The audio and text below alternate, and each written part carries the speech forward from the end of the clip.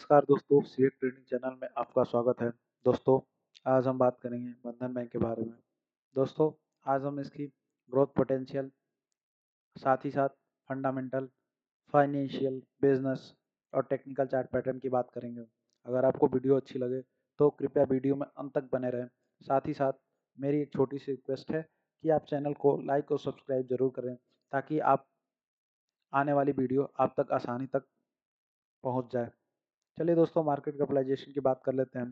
तो बंधन बैंक के मार्केट कैपिटलाइजेशन 28,600 करोड़ के आसपास है। करंट प्राइस की बात कर लेते हैं तो 178 रुपीज़ के आसपास करंट प्राइस जो है वो ट्रेड कर रहा है। 52 वीक हाई लो की बात कर लिया जाए तो 263 के आसपास 52 वीक हाई है।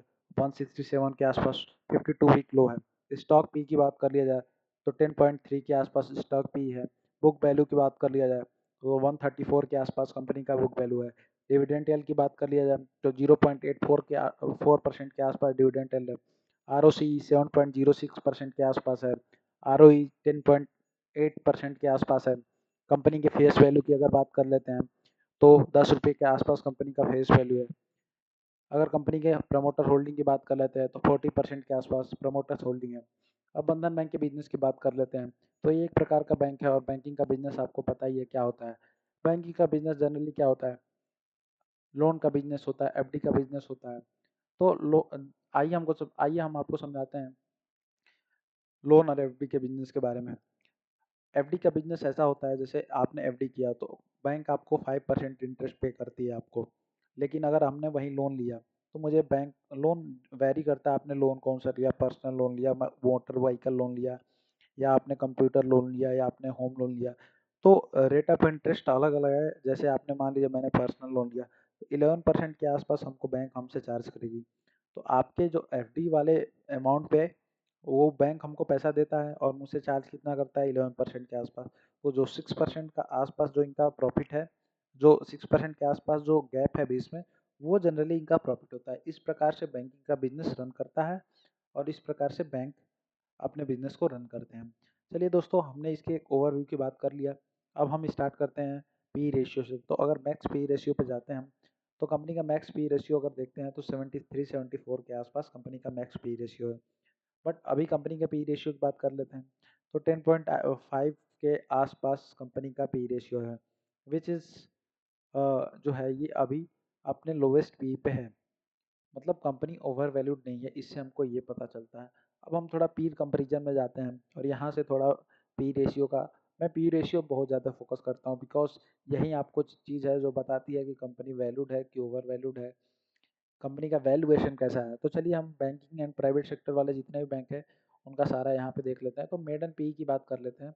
तो मेडन पी में हमको निकल के आता है जो बैंकिंग प्राइवेट बैंकिंग वाले जितने भी स्टॉक्स हैं उनके जो मेडन पी है 10.26 के आसपास है। मतलब और अगर बंधन बैंक के भी देख लिया जाए तो 10.26 के आसपास ही है। इससे हमको क्या पता चलता है, अगर आप बैंक के और भी बैंक के HDFC की बात कर लिया जाए तो 19.14 के आसपास है। ICICI बैंक की बात कर लिया जाए 19.52 के आसपास है। एक्सिस बैंक की बात कर लिया जाए तो 12.99% के आसपास है। कोटक की बात कर लिया जाए तो 17.96 के आसपास है। इस प्रकार से आप सारे बैंकों का देख सकते हैं पी रेशियो। उसमें सबसे जो लोवेस्ट है इंडसइंड बैंक का है, दूसरा जो है बंधन बैंक का है। तो इससे क्या पता चलता है, ऐसा नहीं है कि नेट प्रॉफिट खराब है। अगर आप यहाँ पे बात कर ले IDFC बैंक की तो इसका नेट प्रॉफिट क्वार्टर का देख लेते हैं तो 211 करोड़ ही है। अगर बंधन बैंक की 937 करोड़ के आसपास है। इससे हमको क्या पता चलता है कि कंपनी का अगर अगर यहाँ पे अगर देख लिया IDBI बैंक, ठीक है, IDBI बैंक का अगर हम धीरे धीरे सब कुछ फाइनेंशियल वगैरह डिस्कस करेंगे, देन फाइंड आउट कि चीज़ें क्या रही, किस वजह से नेट प्रॉफिट कम है और क्यों कंपनी गड़बड़ है, क्यों कंपनी गड़बड़ थी, सॉरी, और अब कंपनी क्यों अच्छी हो गई है। ये सारी चीज़ें मैं आपको धीरे धीरे वीडियो में अंत तक रहिए, आपको हर चीज़ छोटी छोटी चीज़ें आपको समझाऊंगा और आपको एकदम ज्ञान से भर दूंगा। दोस्तों चलिए हम क्वार्टरली रिजल्ट की बात करते हैं। अगर रिवेन्यू की बात करते हैं तो सितंबर 2021 क्वार्टर में 3181 करोड़ का रिवेन्यू था, जो अभी सितंबर 2024 में हाईएस्ट एवर रिवेन्यू है। 5500 करोड़ के आसपास कंपनी अपना रिवेन्यू दिखाते हुए नजर आ रही है बैलेंस शीट में। अगर हम नेट प्रॉफिट की बात कर लें तो -3009 करोड़ से डिक्रीज होते होते आया कंपनी यहाँ पे आया, फिर -3009 करोड़ कंपनी का था। और अभी देखते हैं अगर सितंबर 2024 क्वार्टर में 937 करोड़ के आसपास कंपनी का नेट प्रॉफिट है, जो कि अगर आप सितंबर 2023 क्वार्टर से कंपेयर करते हो तो वो 200 करोड़ के आसपास बढ़ता हुआ नजर आ रहा है। अगर हम बात करते हैं नेट प्रॉफिट, हमने जून 2023 वाले जून 2024 वाले से क्यों नहीं कंपेयर किया, बिकॉज कभी कभी कंपनी का नेट प्रॉफिट हमेशा उसके लास्ट लास्ट ईयर के सेम क्वार्टर से ही कंपेयर करते हैं। ये एक रूल है और इस रूल को आप नोटबुक में नोट कर लीजिए। ये नहीं कि हम यहाँ से उसको कंपेयर करते हैं। बहुत सारी चीज़ें होती हैं जो सीजन वाइज डिपेंड करती हैं। कंपनी का बिजनेस, कंपनी का बहुत सारी चीज़ें जो सीजन टू सीजन डिपेंड करती हैं। बहुत मैं अपने हर वीडियो में डिस्कस करता रहता हूँ। कहीं ना कहीं आपको डिस्कस ज़रूर मिल जाएगा। आप वीडियो जाके देखिए, मेरे चैनल पे बहुत सारी वीडियो हैं, आप उसको देखिए। आपका नॉलेज लेवल ज़रूर इन्हेंस होगा। आप में आपको जो चीज़ें डाउट होंगी वो भी आपके मन से दूर हो जाएंगी। अगर हम बैंकिंग और एनबीएफसी कंपनी जो भी है, नॉन बैंकिंग फाइनेंस कॉर्पोरेशन वाली जितनी भी कंपनी और बैंकिंग वाली, उनकी अगर हम बात करते हैं, उनका फाइनेंशियल अगर आप चेक करते हो तो उसमें नेट एनपीए और gross NPA both are the very important factor. Because ये ग्रॉस एनपीए और नेट एनपीए क्या होता है? ग्रॉस एनपीए वो होता है जो कंपनी ने मान लीजिए मार्केट में पैसा दिया, मार्केट इन द सेंस लोगों को पैसा दिया, वहाँ से रिकवर नहीं कर पाई, वो इनका जो है ग्रॉस एनपीए है। नहीं कर पाई और नहीं कर पा रही है। नेट एनपीए जो नेट एनपीए वो अमाउंट होता है जो कंपनी अब रिकवर कर ही नहीं सकती। मतलब वो कंपनी ने मान लिया है कि वो हमारा लॉस हो ही गया है, तो वो ग्रॉस एनपीए और नेट एनपीए में यही अंतर है। तो ग्रॉस एनपीए देखते हैं कंपनी का जो सितंबर 2021 क्वार्टर में था 10.82% के आसपास था, वो घटते घटते 4.68 के आसपास हो गया। नेट एनपीए की बात करिए 3.04% के आसपास था, वो अभी 1.29 के आसपास हो गया है। मतलब अगर कंपनी में मेजर फॉल का रीज़न यही है कि कंपनी अपना net NPA gross NPA maintain नहीं रख पाई, जिसकी वजह से कंपनी का बैलेंस शीट खराब हुआ और कंपनी में स्टॉक प्राइस टूटा। दोस्तों, मैं आपको किसी भी प्रकार का बाई और सेल का कोई रिकमेंडेशन के लिए नहीं बोलता हूँ। आप चीज़ों को समझिए, ट्रेड अपने हिसाब से करिए, मैं आपको सिखाता रहूँगा, आप सीखते रहिए। बाकी आपकी मर्जी, आप अपने हिसाब से ट्रेड करिए। आपका प्रॉफिट आपका होगा दोस्तों, आपका लॉस आपका होगा।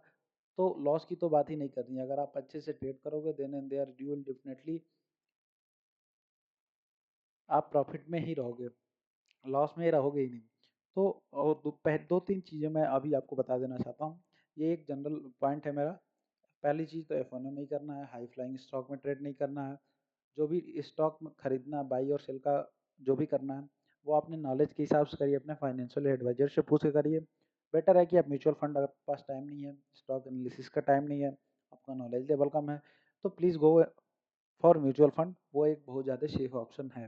रेवेन्यू की बात कर लेते हैं, अगर P and L year basis की बात कर लेते हैं, मार्च 2015 की बात कर लेते हैं, 0 रुपये का रेवेन्यू था, विच इज़ टीटीएम की बात कर 12 मंथ की बात कर लेते हैं तो 20,890 करोड़ के आसपास पहुंच गया है। अगर नेट प्रॉफिट की बात कर ले 1 करोड़ से स्टार्ट होते होते 2788 करोड़ के आसपास पहुंच गया, which is highest ever. Balance sheet की बात कर ला, बैलेंस शीट में अगर रिजर्व की बात करें 1 करोड़ से इंक्रीज होता है, आज 20,000 करोड़ के आसपास पहुंच गया। फिक्स असेट देख लेते हैं, हाईएस्ट एवर 959 करोड़ का। CWIP 214 करोड़ के आसपास। Common working progress CWIP। Company का नेट फ्लो देखते हैं, नेट फ्लो पॉजिटिव लगभग 8,000 करोड़ के आसपास है। शेयर होल्डिंग पैटर्न की बात कर लेते हैं, तो कंपनी में शेयर होल्डिंग में अगर आप देखते हैं, काउंट करोगे, अगर इन तीनों को ऐड करोगे तो ऑलमोस्ट 83% के आसपास प्रमोटर होल्डिंग है। This is super. किसी भी कंपनी में अगर 70% से ऊपर प्रमोटर होल्डिंग रहती है तो वो कंपनी अच्छी मानी जाती है, और इसमें जो 83% के आसपास है। हाँ, सितंबर 2024 में FII ने थोड़ा अपना स्टेक कम किया है, बट वो DII ने लेके पूरा कर दिया है। आपको पता ही वैसे भी मार्केट में एफ आई आई को क्या है, पैनिक मचाना है उनका। जैसे माल अच्छा खासा प्रॉफिट मिल गया, वो पैनिक मचाते हैं और अपना माल लेके चले जाते हैं। अभी अगर DIIs मार्केट होल्ड ना करें तो बहुत भयंकर गिरावट आ सकती है, विच वी कांट एक्सपेक्ट। तो ज़रूरी है कि DIIs जो है उनका स्ट्रांग हैंड बना रहे कंपनी में। चलिए, इस तरह से हमने कंपनी का बिजनेस, फाइनेंशियल और सारी चीज़ें डिस्कस कर ली। अब हम थोड़ा बात कर लेते हैं टेक्निकल चार्ट पैटर्न की। तो हमने तो बिजनेस फाइनेंशियल देख लिया, विच इज़ सुपर। और अब चलते हैं हम टेक्निकल चार्ट पैटर्न की तरफ। टेक्निकल चार्ट पैटर्न में हम ये देखते हैं कि कंपनी का टेक्निकल चार्ट पैटर्न में ये देखते हैं कंपनी में किस टाइप का टेक्निकल चार्ट पैटर्न, जो भी हम स्ट्रेटजी अपने आप में जानते हैं, सीखते हैं, वो स्ट्रेटजी कौन सी स्ट्रेटजी इसमें वर्क करेगी। तो दोस्तों, एक मैं आपको स्ट्रेटजी बता रहा हूँ। इसमें मैं हर एक वीडियो में आपको स्ट्रेटजी पे ही ट्रेड कराता हूँ। ऐसा नहीं कि कुछ भी मतलब कुछ भी जैसे नॉर्मल लोग बनाते हैं, कुछ भी बना के आपको ट्रेड कराते हैं। ऐसे अगर आपको करना है तो आप दूसरे चैनल भी हैं, उन पे जाके देख सकते हो। बट यार अगर आपको क्वालिटी कंटेंट चाहिए तो आप ज़रूर मेरे चैनल को सब्सक्राइब करें, और वीडियो मैं डेली बेसिस पे डालता हूँ, उसको ज़रूर देखें, ताकि हर चीज़ें आपको डीप वे में समझ में आ सके। अगर मैं उसकी स्ट्रेटेजी बात करूँ, अगर कोई भी स्टॉक टॉप से 67% के आसपास डाउन है, तो उसमें क्या है, अगर वो कंपनी 67%, पहला कंडीशन ये 67% के आसपास डाउन होना चाहिए। दूसरा कंडीशन ये है कि कंपनी का बिजनेस जो है वो क्वार्टर ऑन क्वार्टर बेसिस पे इम्प्रूव होना चाहिए। तो हमने फाइनेंशियल में ये देखा, कंपनी का business quarter on quarter basis पे इम्प्रूव हो चुका है, और कंटिन्यूस रनिंग में भी है। कंपनी अपने आप को लगातार अच्छे पोजीशन में ग्रो करते हुए कंपनी खुद को देख रही है। तो ये सारी चीज़ें हमको बैलेंस शीट देख के ही पता चल पाता है, और हम बैलेंस शीट देख के ही आपको बताते हैं। ऐसे नहीं है कि कुछ भी, सारा कुछ आपके सामने है, सारा ओवरव्यू आपके सामने है, सब कुछ आप देख सकते हो। तो 67% डाउन हो गया। दूसरा कंडीशन ये है कि कंपनी का बिजनेस बहुत अच्छा होना चाहिए। कंपनी का जो जो रीजन था फॉल का, वो खत्म हो जाना चाहिए। फॉल का रीजन था जो कंपनी का मेन, अगर बैंकिंग और इसमें देखते हैं तो फॉल का रीजन यही होता है, क्रॉस एनपीए नेट एनपीए, वो भी कंपनी ने अपना रिड्यूस कर दिया ऑलमोस्ट। और कंपनी इस पर कंटिन्यूस कर रही है, आप क्वार्टर ऑन क्वार्टर बेसिस पे देखे ही हैं कि कंपनी लगातार रिड्यूस कर रही है। तो ये सब सारी चीज़ें, उसके बाद से ये सारी चीज़ें कंडीशन मीट हो गया, हम कभी भी candle stick daily chart pattern पे ही देखेंगे, वो हमने लगा ही रखा है। अब हम देखते हैं 67% डाउन है, यहाँ पे क्या होता है और उसके बाद ये तो हमारा जो स्ट्रेटेजी हो गया। अब थोड़ा उसको, हमको उसको सपोर्ट करने के लिए यहाँ क्या आ जाता है, जो यहाँ पे मेजर सपोर्ट बनते हैं। पहला सपोर्ट ये है, दूसरा सपोर्ट, सपोर्ट नहीं है लेकिन सपोर्ट का ही ऑलमोस्ट, यहाँ 2, 3, 4, 5, पाँचवें सपोर्ट के आसपास। और जो कंपनी यहाँ पे सपोर्ट पे बाउंस बैक की है, बाउंस बैक की है, ऊपर जाने की कोशिश की है। और अगर यहाँ पे देखते हैं नीचे की साइड में, तो ये वॉल्यूम देखिए, यहाँ पे नीचे की साइड में जो वॉल्यूम आपको दिखाई दे रहा है, ये हाईएस्ट एवर वॉल्यूम है। किस की कब पूरे, अगर आप जब से यहाँ पे देखते हैं लिस्टिंग हुई कंपनी, तब से ये हाईएस्ट एवर वॉल्यूम है। हाईएस्ट एवर वॉल्यूम आपको ये नीचे की साइड में दिखा रहा है। मतलब यहाँ पे जो स्ट्रॉन्ग सेंड है, वो लगातार बाई कर रहे हैं। और इससे हमको क्या साबित होता है कि अगर यहाँ से रैली ऊपर की तरफ चालू होती है, तो ये कंट्रीब्यूट करेंगे और ये हमारा साथ देंगे ऊपर की तरफ ले जाने में। और कभी भी हम इनके बिना मार्केट में पैसा 1 रुपया नहीं बना सकते।